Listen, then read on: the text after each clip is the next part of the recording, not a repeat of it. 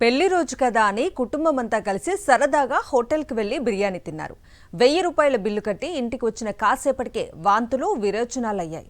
ఎలానో అవస్థలు పడి ఆసుపత్రిలో చేరారు. అయితే అక్కడ ట్రీట్మెంట్కు మాత్రం 1,00,000 రూపాయలు ఖర్చయింది.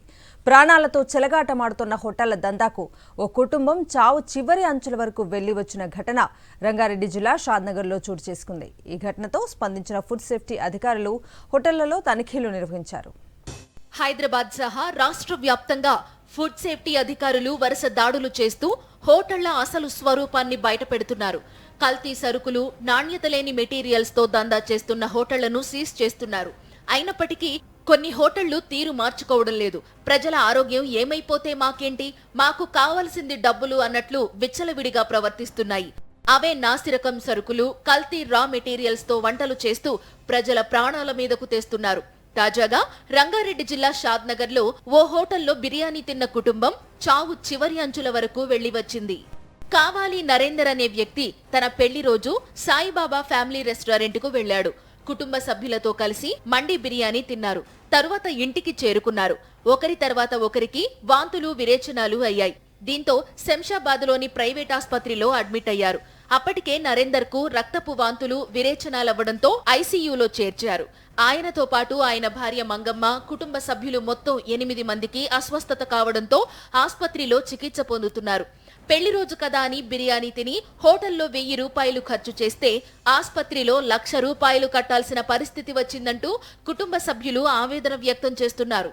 ఫ్యామిలీ మొత్తం ఆస్పత్రి పాలయ్యేందుకు కారణమైన సాయిబాబా ఫ్యామిలీ రెస్టారెంట్ లో తనిఖీలు చేసిన ఫుడ్ సేఫ్టీ అధికారులు బిర్యానీ శాంపిల్స్ సేకరించారు. వంటగది శుభ్రంగా లేకపోవడంతో కేసు నమోదు చేశారు. అంతేకాదు, తనిఖీల్లో మరో ఆసక్తికరమైన విషయం బయటపడింది. జస్ట్ 100 రూపాయలు పెట్టి రిజిస్ట్రేషన్ చేసుకుని ఏకంగా 30,000 కౌంటర్ సాగిస్తున్న వైనాన్ని గుర్తించారు. నిజానికి రోడ్లపై టీ షాప్స్ నడిపించుకునేందుకు 1000 రూపాయల రిజిస్ట్రేషన్ తో పర్మిషన్ ఇస్తారు. కానీ ఇదే రిజిస్ట్రేషన్ తో ఏకంగా ఫ్యామిలీ రెస్టారెంట్ నడిపిస్తోంది యాజమాన్యం. దీంతో వారిపై కేసు నమోదు చేశారు ఫుడ్ సేఫ్టీ అధికారులు. మేము శాంపుల్ ద్వారానే మేము చర్యలు తీసుకుంటామండి. అనైజెనిక్ కండిషన్స్ ఉంటే షెడ్యూల్ 4 చేస్తాము. దానికి అడిషనల్ కలెక్టర్ గారు ఫైన్ వేస్తారు. శాంపుల్ ల్యాబ్కి పంపిస్తాం. ల్యాబ్ నుంచి రిపోర్ట్ వస్తే 2 విధాలుగా ఉంటుంది. శాంపుల్ సబ్స్టాండర్డ్ అని వస్తే అడిషనల్ కలెక్టర్ గారు ఫైన్ వేస్తారు. అన్సేఫ్ అని వస్తే, ప్రజలకు ఇది అన్సేఫ్ అని వస్తే క్రిమినల్ కేసు వేస్తాం, కోర్టు కేసు వేస్తాం. అటు ఖమ్మంలోని ప్రముఖ హోటల్స్ లో ఫుడ్ సేఫ్టీ అధికారులు తనిఖీలు చేయగా విస్తుపోయే విషయాలు బయటపడ్డాయి. వంటకు ఉపయోగించే కొబ్బరి పొడి, నూడిల్స్, రా మెటీరియల్స్ అన్నీ కల్తీ అయ్యాయి. అంతేకాదు, ఫ్రీజర్ లో స్టోర్ చేసిన చికెన్ కబాబ్స్ లో ఫంగస్ గుర్తించారు ఫుడ్ సేఫ్టీ అధికారులు. వెంటనే వాటిని డ్రైనేజీలో పారబోయించారు. ఖమ్మం బైపాస్ రోడ్లోని రెస్టారెంట్ హోటల్లో అధికారులు తనిఖీలు చేయడంతో ప్రజల ప్రాణాలతో చెలగాటమాడేలా చేస్తున్న దందా బయటపడింది. ప్రజల ప్రాణాలంటే లెక్క లేకుండా హోటళ్లు సాగిస్తున్న దందాతో బయట ఆహారం తినాలంటే ప్రజలు జంకుతున్నారు.